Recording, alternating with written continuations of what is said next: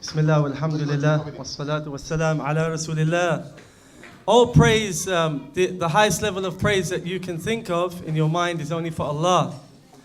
And peace and blessings be on the most amazing man, the most incredible human being who ever walked this planet. Khairu khalqillah Muhammad ibn Abdullah sallallahu alayhi wasallam. Unity in the community. I'm going to talk about unity in the family. Because it's something we really ignore and we tend to forget. So I'm going to start with a question. How many of you have seen an old film called Home Alone?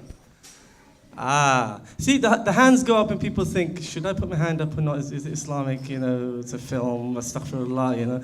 Oh, I can't say I watch it. Most people have seen Home Alone, but only a few hands went up. It's okay. You can do istighfar later, inshallah.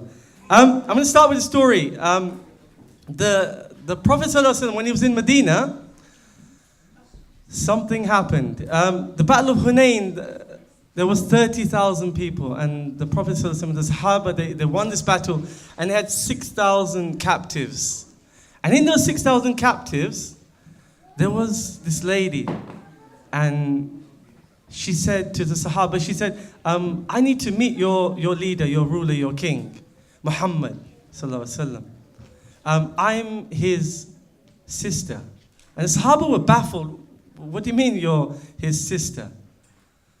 And she said, yeah, I need to see him. So they took this lady, from one of the captives, to the Prophet ﷺ, and she said, I'm your sister. And the Prophet said, I don't remember, I don't recall.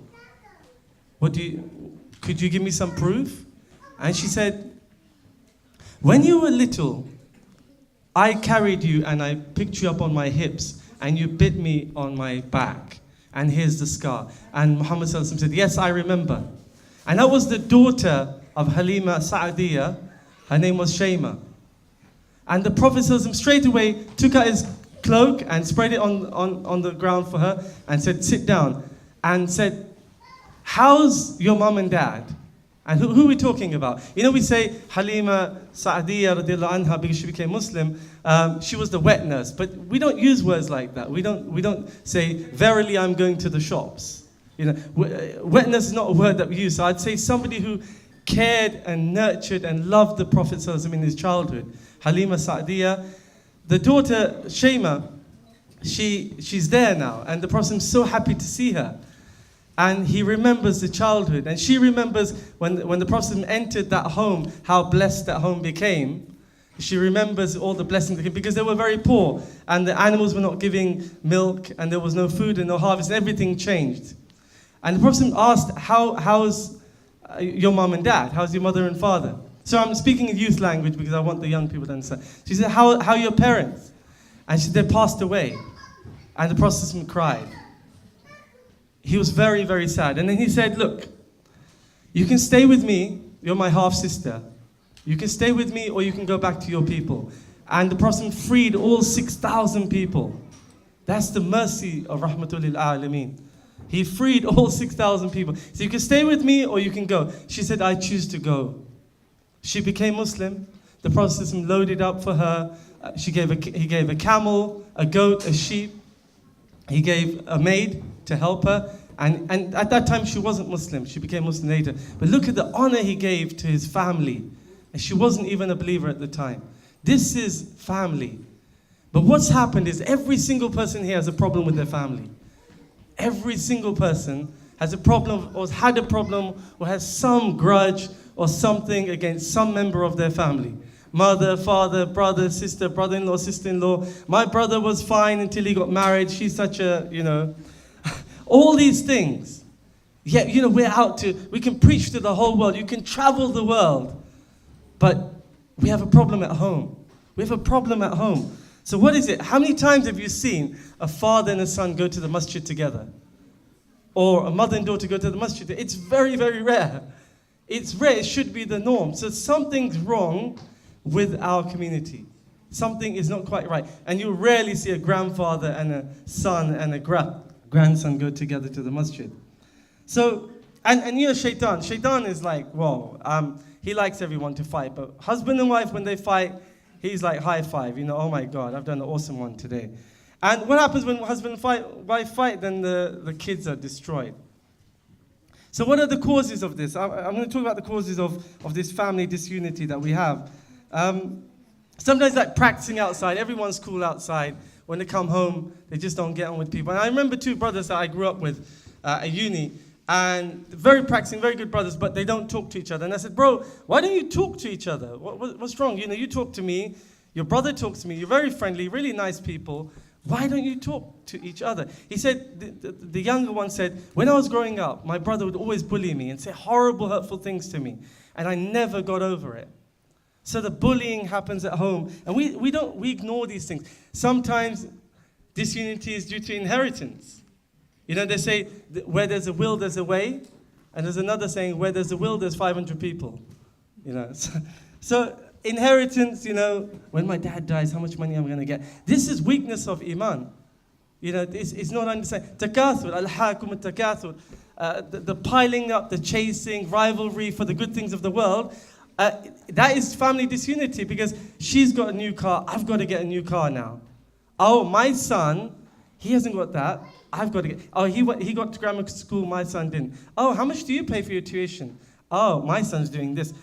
Competing for piling up the good things of this world, and it diverts us from the akhirah. This is one of the things that's creating disunity in the families. Holding grudges, sisters, holding grudges for years and years and years. Jealousy, which we're going to talk about in a minute. Arrogance. At work, I'm a lecturer, so in my staff room, we have a notice. It says,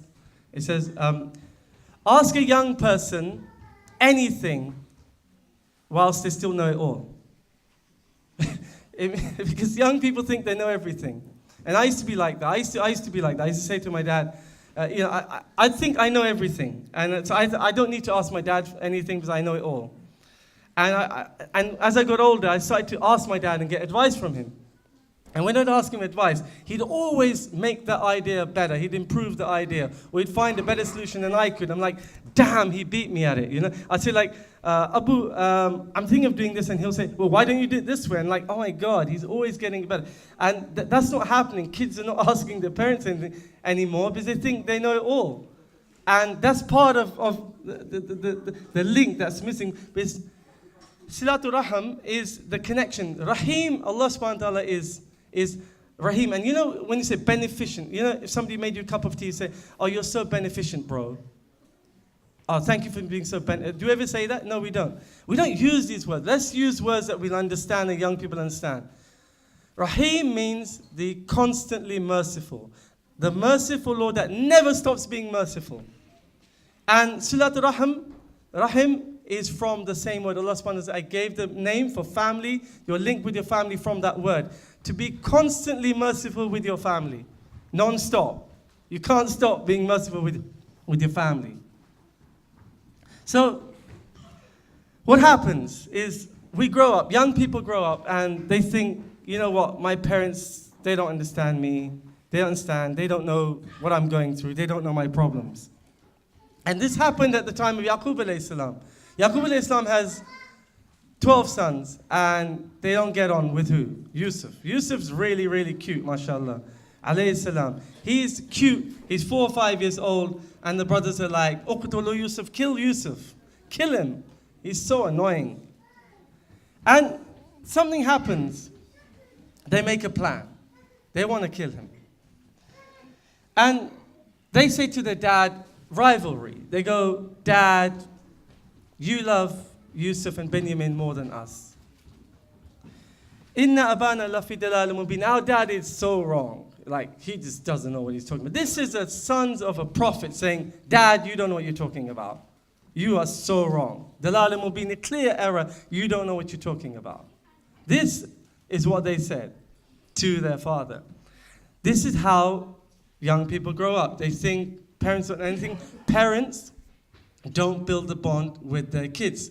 So, what happens? What happens is this. Kids have a problem.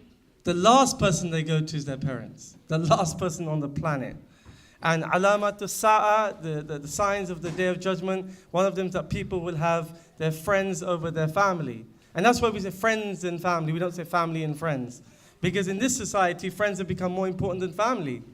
So this is something that's happening to our children as well. And we're not immune from these things. So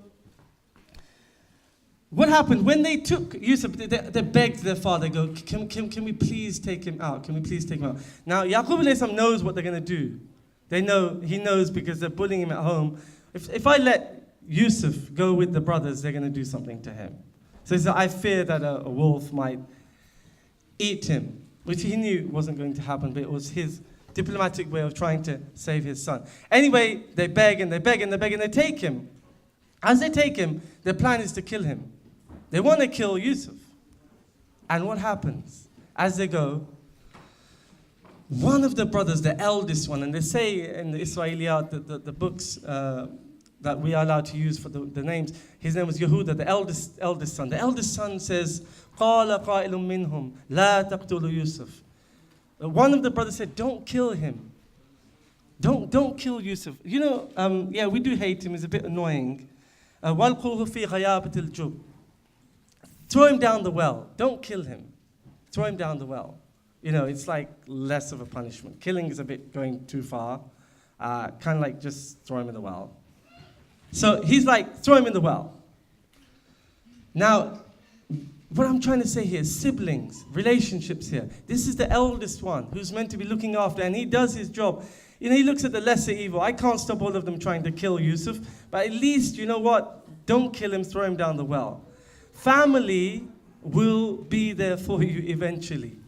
And young people, I know you think your friends are there for you. Your friends will change. Over your lifetime, some will stay, most will change. But your family, yes, like it or hate it, they're your family. And that is the test. But the barakah of that family is the most difficult thing in the world.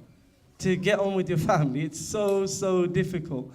But Allah has put that as a test, and that is why the reward is so immense for doing that. Now, Musa alayhi salam, he's going to Fir'aun. He's going to the most evil man ever.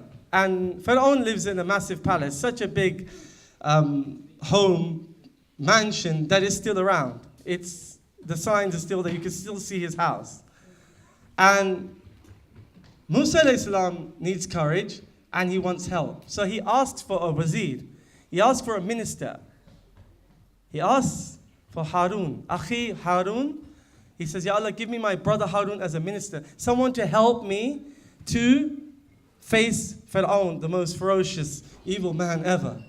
So who does he ask? He asks for family. He says, family, can I have my brother? He could have said anybody. He could have said, from Bani Israel, give me a really intelligent guy. Give me one of the generals. Give me someone who's really clued up. He says, give me my brother, family.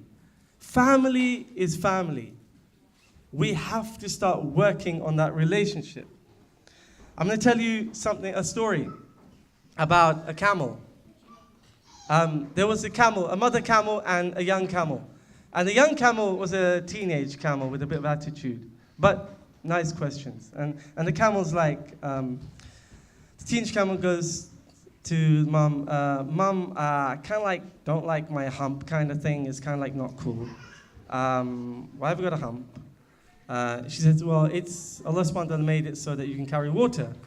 And she goes, and my eyelashes, they're just so big, and I hate them. Everyone makes fun of me. She says, well, your eyelashes are for, when you go in the desert, and you have sand dunes and storms, well, they protect your eyes. And she says, my legs are horrible. They're skinny, and they're flat at the bottom, and what they're for? I said, that's for you to walk in the sand. And she says, okay, Mum, then why in God's name are we in a zoo? She's in the zoo. And what's the point of saying that? Sometimes parents, you think your kids know nothing. Sometimes you think you're always right and your kids don't know anything. Children are very, very intelligent, and youth treat them like adults, and you'll get results like adults. They do know what they're talking about. Sometimes, or many times, they'll talk sense. And they'll see things that you cannot see. So take advice from your children, and that's how you're going to build a bond. When you give them respect, they'll respect you. So listen to them. They can see things, and they can observe the world, and they can give you an insight that maybe you didn't think of. So if you want that relationship, if you're going to treat them like kids, then you're going to get kids. If you're going to treat them like adults, you will get adults. Now, families can do good things and bad things together. The largest retail corporation in the world is Walmart, and that's the Walmart family. And they're like super stingy. Like, they're like super, super stingy. They drive miles to get a haircut, but they're billionaires. Family, blessings of family. What's so amazing about families is that if you don't have one, oh my God, ask people. I work with youth, and I work with some youth that don't have family. And wallahi, if you take quotes even from celebrities, they'll say family is the most important thing in the world. And Princess Diana said, the most important thing in the world is family. So people know when you have problems or don't have family, you know. And people who don't have a father or a mother or don't have family, I can guarantee you this. If you tell them here's £1 billion or family, they won't even think. They'll immediately go towards I want a family. But we don't appreciate what we have. Family is so crucial to our community and our existence. When you don't have family, you don't have community, you don't have unity. In Japan, if you go to Japan, you can go through the directory and you can hire a friend. Yeah, £20 an hour, you can hire a friend. A friend will come over. This is no joke. This is serious. People are so lonely. They live in their video game world that you can hire a friend. You pay them for an hour, and they'll smile and pretend to be a friend for an hour. What a world we live in. Absolutely crazy. So the long-term repercussions of our relationship with our brothers and sisters, because I at one time had a bad relationship with my sister, and I was just like, I don't know what's wrong. I can't see anything wrong with what I'm doing. And I only realized that I need to put more effort in. And when I put effort in, she put effort in. Alhamdulillah, we sorted it out, and alhamdulillah, it's been amazing. But everyone has that issue. The prophets had it with their children. So it's not something that's unique to any one individual. We all have to put the effort in. And it will take going beyond selfishness. And if you're in an abusive relationship, whether that's children with their parents, we have to be patient, but there's a limit to patience. We need to get someone to intervene in that. So it's not like, I'll be patient, I can be a punch bag. That's not what Islam says. But also not you don't give such a bad attitude that you are like, oh my God, I'm going to be like Mike Tyson. You've got to have patience and get someone to intervene in that abuse. Now, how are we going to solve this? Because this is like something that's happening all the time, everywhere. Staying in touch. Because the one who cuts off from his family is no longer a believer. The Prophet said that you cut off, laysa minni, not from me. Not from me. If you cut off from me, you have to have relationship with your family. Whether you like it or not, that is the test of life. And your barakah, your rizq will increase. And we know the many blessings of having family. There's a Chinese proverb that says, govern a family as you would cook a small fish. Meaning, be really, really careful with it. Be really, really gentle and careful with your family. And time heals everything. There's nothing that time can't heal. All those issues between us and families, there's nothing that time can't heal. And let's all make an effort today.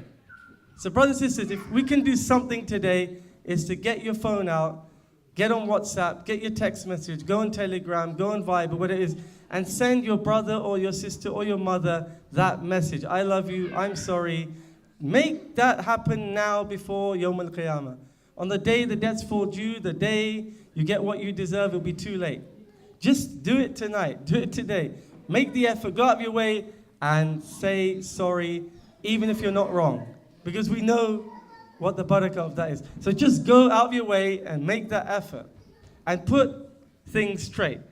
And tomorrow will never come. You can spend years and years. And the longer you prolong it, you'll be years and years and years down the line. Oh, I haven't seen my mum for 2 years. I don't go there. Make the effort. Go after work. Make the phone call. Send the email. Do try now. And there's no time like today. So if we're going to do this and we'll build that unity in the family, it takes a lot of effort. But the peace and contentment you get from getting your annoying family back is so amazing. It is so incredible. It really brings you peace that not even friends can bring you. So that's my request for everybody today, to think about how you're going to work this out. We have no choice. We can't say, I'm going to do every good deed in the world except for family. It's actually the other way around. If you can get the family thing right, all your things will be fixed. Everything Allah subhanahu wa ta'ala, with the barakah of that, will fix all your problems, because that family will become your rock. That is all I have to say. Jazakallahu khairan.